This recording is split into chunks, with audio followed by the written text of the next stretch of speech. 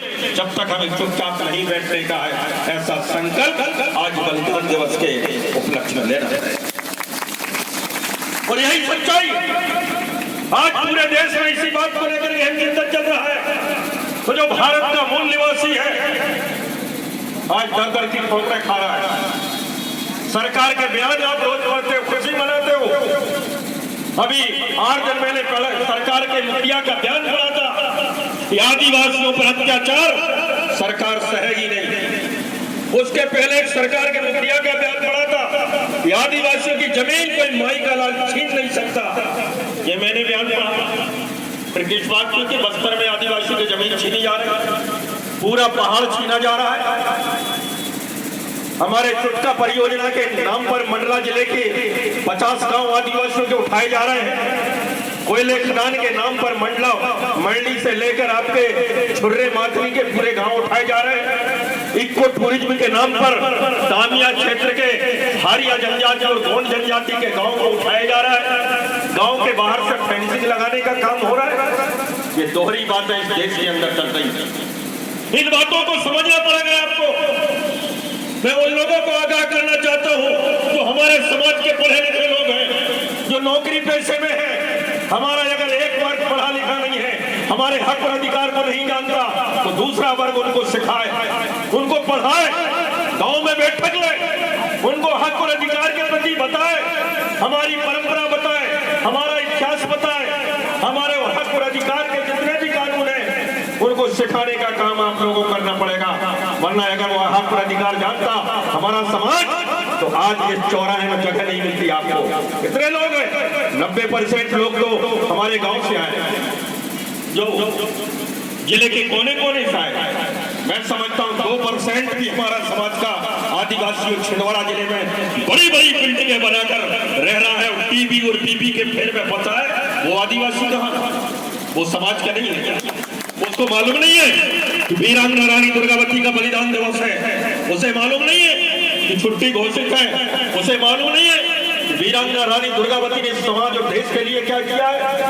कि केवल जाति प्रमाण पत्र लेने से, बिल्डिंग बनाकर रहने से, अधिकारी बन जाने से कोई समाज का भला नहीं हुआ है आपका। आइए सारे के सारे मैदान में, क्या पढ़ा लिखा और क्या अनपढ़, आप दूसरों से प्रेरणा लीजिए। प्रेरणा लीजिए आप अन्य समाजों से, जो समाज का पढ़ा लिखा वर्ग समाज को जगाने का काम करता है। प्रेरणा लीजिए आप पंजाबियों से, कि समाज के पढ़े लिखे उद्योगपति जो धर्म और संस्कृति की रक्षा के लिए बड़े बड़े लंगर चलाते हैं, करोड़ों अरबों रुपए चंदा देकर ट्रस्ट और गुरुद्वारे में पढ़ाई लिखाई से लेकर हर व्यवस्था करते हैं। प्रेरणा लीजिए आप मुसलमान समाज से, तो वहाँ का पढ़ा लिखा और व्यापारी हर वर्ग का व्यक्ति वहाँ मस्जिद में जाकर, मदरसे में जाकर बच्चों को पढ़ाता है और वहाँ पर चंदा देकर बड़े बड़े आयोजन करता है।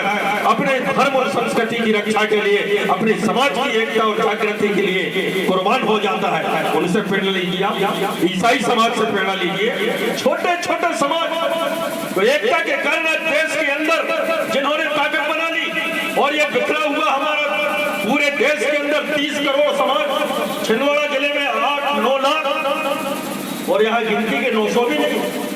क्या उनको मालूम है?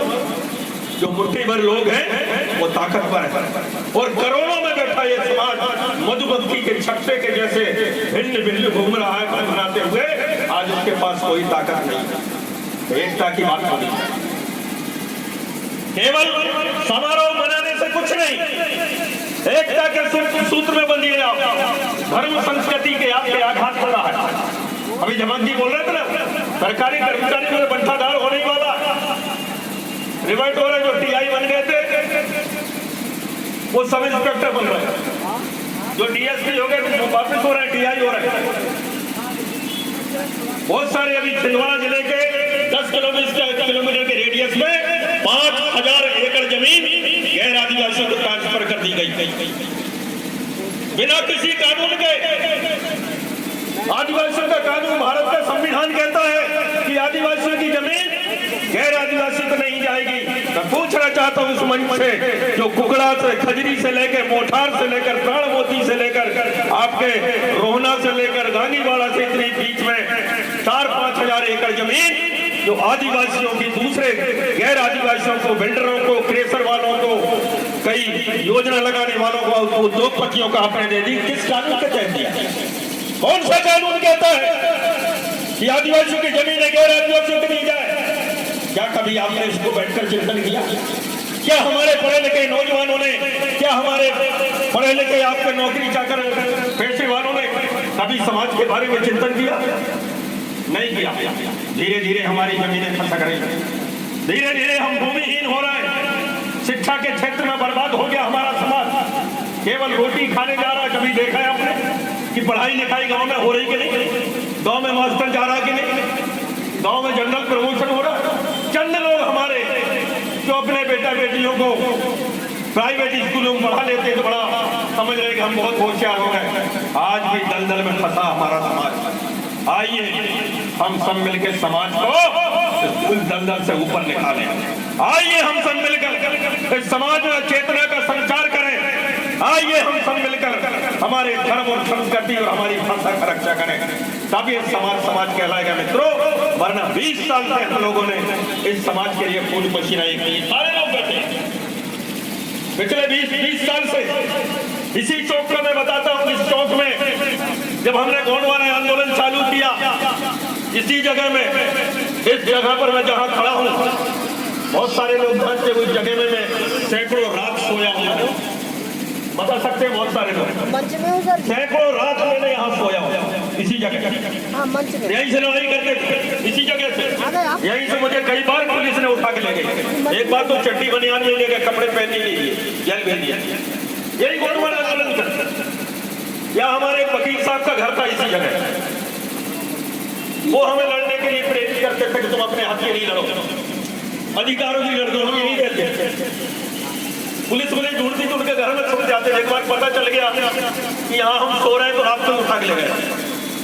आंदोलन करते। इस चौक का नाम था राजीव गांधी चौक। वहां एक गोले में पट्टी लगी। जब हमने आंदोलन चालू किया कि रानी दुर्गावती की मूर्ति लगना चाहिए छिंदवाड़ा जिले में, बादल भोई की मूर्ति लगना चाहिए, यहाँ पर हमारे स्वतंत्रता संग्राम शहीदों का, बलिदानियों का इतिहास और उनके प्रतीक के रूप में स्मारक बनना चाहिए। ये जब हमने आवाज उठाई, आंदोलन किए, रैलियां की, एक तरफ वो राजीव गांधी के नाम की पट्टी का लगी थी, आनंद फानन में यहाँ के सांसद ने और यहाँ के नेताओं ने मिलकर एक तरफ रानी दुर्गावती चौक का वो एक पट्टी का लगा। फिर काफी लोग लड़ते रहे इस मामले में। विधानसभा में हमने क्वेश्चन उठाया, तब तक फिर विधायक बन गए हैं कि रानी दुर्गावती की मूर्ति लगना चाहिए। सारे महापुरुषों की छिंदवाड़ा जिले में मूर्ति है, लेकिन रानी दुर्गावती की नहीं है, बादल भोई की नहीं है। तो आनंद फानन में रानी दुर्गावती की मूर्ति उस जगह में लगाई गई। नगर पालिका के द्वारा उन्हें हमने धन्यवाद प्रेषित किया। और मध्य प्रदेश शासन ने यहाँ जो बगल में म्यूजियम है, आदिवासी म्यूजियम, इसका नाम बादल भोई आदिवासी म्यूजियम रखा। ये संघर्ष का नतीजा। ऐसा नहीं कि हम संघर्ष करते हैं तो कोई फल नहीं मिलता हो, लेकिन मित्रों मैं ये बताना चाहता हूँ, जब जब आपने संघर्ष किया है, जब जब हमारे समाज के लोगों ने संघर्ष किया है, उसका नतीजा निकला है। ये साक्षात यहाँ पर बैठे हैं गवाह है इस बात के कि हमने दिल्ली से गोंडी भाषा की एक लड़ाई मुहिम चालू की थी राजघाट से। यहाँ पर महात्मा गांधी की समाधि है, ये झमक सरियाम यहाँ से 2-4 और लोग थे, पांडुरंग सोसर से। निरंतर हम लोग लड़ाई लड़ते रहे। राष्ट्रपति जी से मैं मिला, राष्ट्रपति जी को ज्ञापन दिया, बताया कि पूरे 17 स्टेट में लेकर करोड़ों लोग गोंडी भाषा को यहाँ पर बोलते हैं, व्यवहार में लाते हैं। हमने एक बड़ा सम्मेलन किया गोंडवाना